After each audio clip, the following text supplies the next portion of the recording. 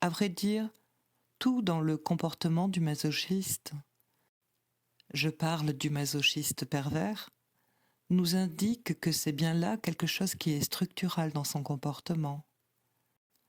Lisez Monsieur de Sacher-Masoch, auteur fortement instructif, encore que de beaucoup moins grande envergure que Sade.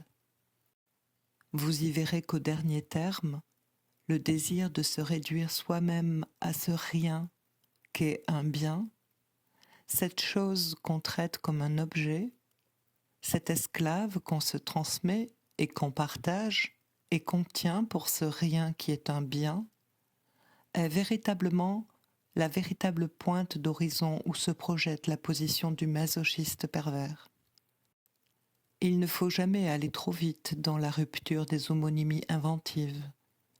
Que le masochisme ait été appelé masochisme aussi loin que la psychanalyse l'a fait, n'est sans doute pas sans raison. Je crois que l'unité qui se dégage de tous les champs où la pensée analytique a étiqueté le masochisme est très précisément fait de ce quelque chose qui, toujours dans tous ces champs, fait participer la douleur du caractère d'un bien. Nous nous interrogerons la prochaine fois à partir d'un document.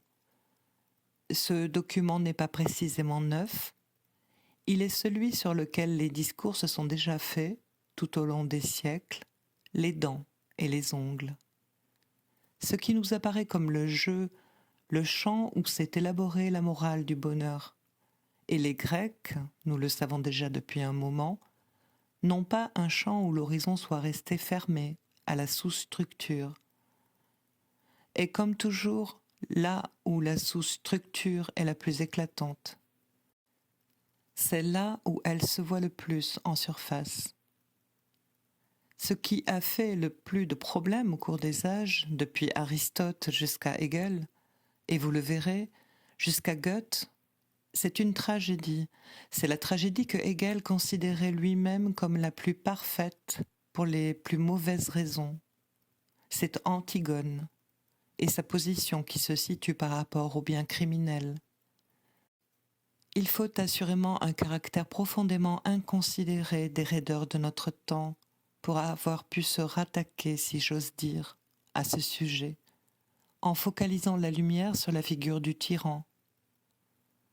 Nous reprendrons ensemble ce texte d'Antigone qui nous permettra de pointer, et je pense vous en convaincre, de pointer un moment essentiel dans ce que signifie un certain choix absolu, un certain choix qu'aucun bien ne motive, qui nous permet de nous assurer pour notre investigation concernant ce que l'homme veut et ce contre quoi il se défend, un repère essentiel.